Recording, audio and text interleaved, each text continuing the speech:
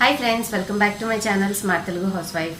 ఈరోజు మనము ఒక టాపిక్ గురించి మీకు ఎక్స్ప్లెయిన్ చేస్తానండి. అదేంటంటే ఏసీ అనేది సమ్మర్లో మనము వేడి ఎక్కువగా ఉండడం వల్ల రెగ్యులర్గా వాడుతూ ఉంటాము. Day time night time run చేయడం వల్ల పవర్ బిల్ అనేది ఎక్కువగా వస్తూ ఉంటుంది. సో కొన్ని చిన్న చిన్న జాగ్రత్తలు అనేవి మనం తీసుకోవడం వల్ల ఏంటంటే పవర్ బిల్ ఎక్కువ రాకుండా మనం అమౌంట్ అనేది సేవ్ చేసుకోవచ్చు అనమాట. సో అటువంటి జాగ్రత్తలు ఏంటనేది ఇవాళ వీడియోలో మీకు ఎక్స్ప్లెయిన్ చేస్తాను. మిస్ అవ్వకుండా వీడియోని లాస్ట్ వరకు చూడండి.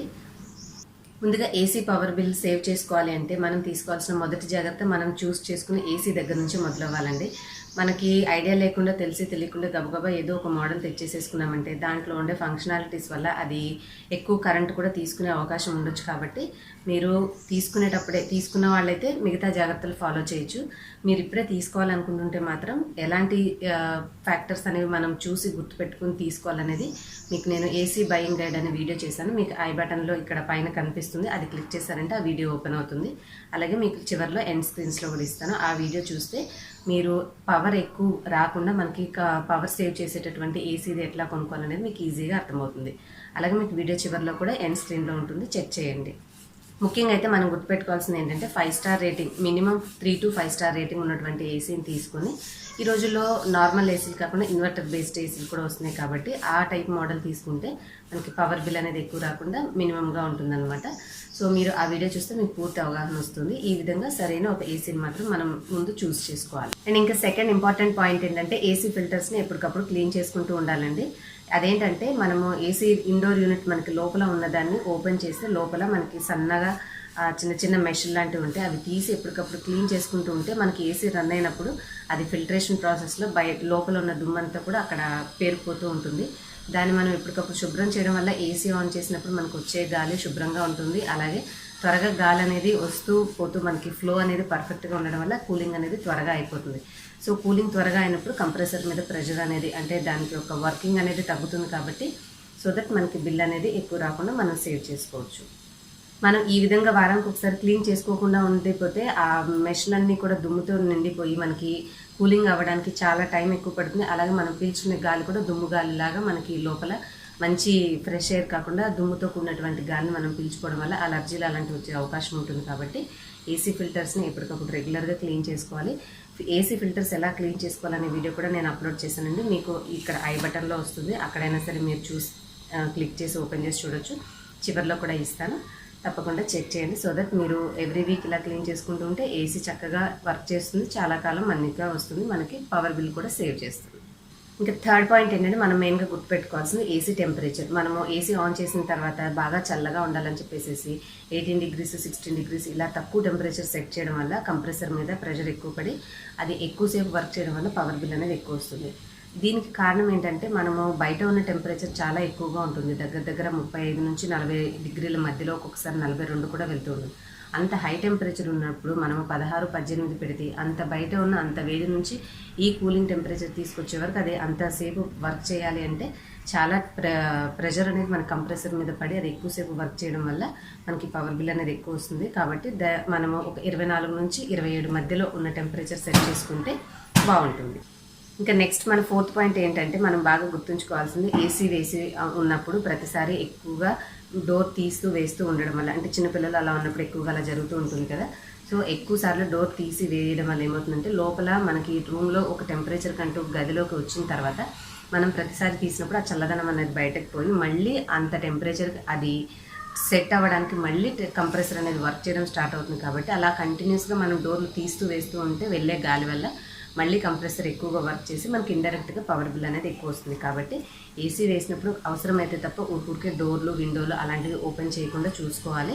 అలాగే మన డోర్స్కి దగ్గర కూడా కొన్ని చోట్ల ఎక్కువగా ఓపెనింగ్స్ ఉంటూ ఉంటాయి. సో అటువంటి ఎక్కువ ఓపెనింగ్స్ లేకుండా క్లోజ్ చేసుకోవడం కానీ, మీరు ఏదైనా క్లాత్తో కవర్ చేసుకోవడం కానీ చేస్తే ఆ గాలి అనేది బయటకు పోకుండా లాక్ అయ్యి ఇంట్లో ఉండడం వల్ల మనకి కూలింగ్ అనేది త్వరగా పోదు.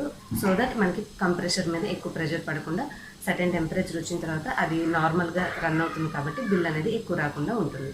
సో ఈ విధంగా కూడా మనం కొంతవరకు సేవ్ చేసుకోవచ్చు పవర్ బిల్.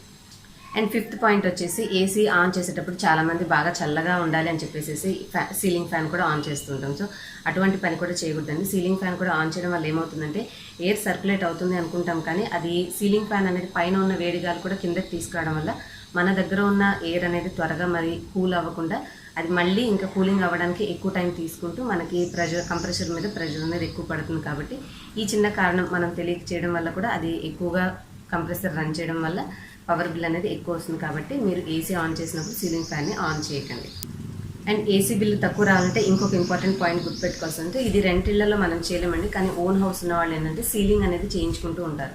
అలా మనం సీలింగ్ చేయించుకున్నా కూడా ఏసీ అనేది గాలి త్వరగా చల్లబడి మనకి పవర్ బిల్ అనేది తక్కువ రావడానికి అవకాశం ఉంటుంది. కాబట్టి మీరు ఓన్ హౌస్ ఉన్న వాళ్ళైతే మీరు సీలింగ్ చేయించుకుంటే మీ ఏసీ ఉన్న రూముల్లో బిల్ అనేది తక్కువ వస్తుంది. ఏసీ అనేది ఒకసారి కొనుక్కున్నాక మనం రెగ్యులర్గా లైఫ్ లాంగ్ అది పనిచేసినంత కాలం వాడతాం. కాబట్టి ఈ చిన్న కేర్ తీసుకుంటే మీరు మీకు వచ్చే పవర్ బిల్ని కొంతవరకు సేవ్ చేసుకోవచ్చు. ఇంకా 7th పాయింట్ వచ్చేసి, ఏసీ అనేది మన ఇంట్లో ఉన్న వస్తువులను బట్టి కూడా కూలింగ్ అనేది ఆధారపడి ఉంటుందండి. ఇప్పుడు ఓపెన్గా కబోర్డ్స్ అనేవి ఉంటే దానివల్ల ఏమవుతుందంటే అందులో ఉన్న వస్తువులన్నీ కూడా చల్లదనాన్ని పీల్చుకుంటూ ఉంటాయి. కాబట్టి త్వరగా రూమ్ చల్లబడదు. కాబట్టి మనకి చాలా ఎక్కువసేపు రన్ అవడం వల్ల కూడా పవర్ బిల్ వస్తూ ఉంటుంది. సో మ్యాక్సిమం కబోర్డ్స్ ఉన్న ఇల్లు కానీ, లేదంటే కనీసం మనం ఏసీ ఉన్న రూమ్లో తక్కువ వస్తువులుగా ఎక్కువగా బీరువాలు ఇలాంటివన్నీ కూడా మనం యూజువల్గా పెట్టుకుంటూ ఉంటాము.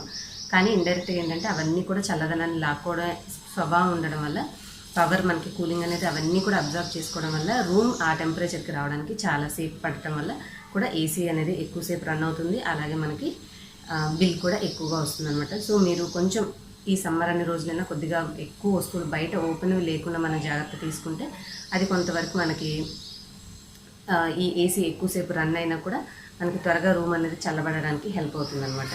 మనకి షెల్ఫ్లో ఉండే వస్తువులు కానీ మనం ఈ రూమ్లో అన్నెసెసరీగా అవసరం లేని వస్తువులను బయట పెట్టేసుకుంటే ఇవి కొంతవరకు మనకి అవసరమైన వాటిని ఎటు తీయలేము. కాబట్టి కొద్దిగా అన్నెసెసరీ వస్తువుల్ని ఈ రూమ్లో మనం ఎంత తక్కువగా ఉంచుకుంటే అది అంత మంచిది. కేవలం సమ్మర్లో మాత్రమే మనం ఏసీని వాడుతూ ఉంటాం. కాబట్టి ఈ కొద్ది రోజులు మనం ఏంటంటే ఈ రూమ్లో కాస్త ముఖ్యమైనవి తప్ప అవసరం లేని వస్తువులన్నింటిని బయట ఉంచితే ఏసీ అనేది ఎక్కువసేపు రన్ అవ్వకుండా మన బిల్లును కొంతవరకు సేవ్ చేసుకున్న వాళ్ళం అవుతాం. సో మీరు మ్యాక్సిమం కుదిరితే మీకు బయట పెట్టుకోగలిగిన వస్తువులను బయట పెట్టుకుని మెయింటైన్ చేస్తే అవన్నీ కూడా ఏసీని లాక్కొని మనకి బిల్ అనేది ఎక్కువ రాకుండా కొంతవరకు సహాయపడతాయి. ఇంకా మన 8th పాయింట్ ఏంటంటే, చాలా వరకు మనందరం చేసే చిన్న మిస్టేక్ ఏంటంటే ఏసీ వేసి చల్లబడంగానే తొందరగా ఆపేస్తూ ఉంటాం, బిల్ ఎక్కువ వచ్చేస్తుందేమో అని చెప్పి.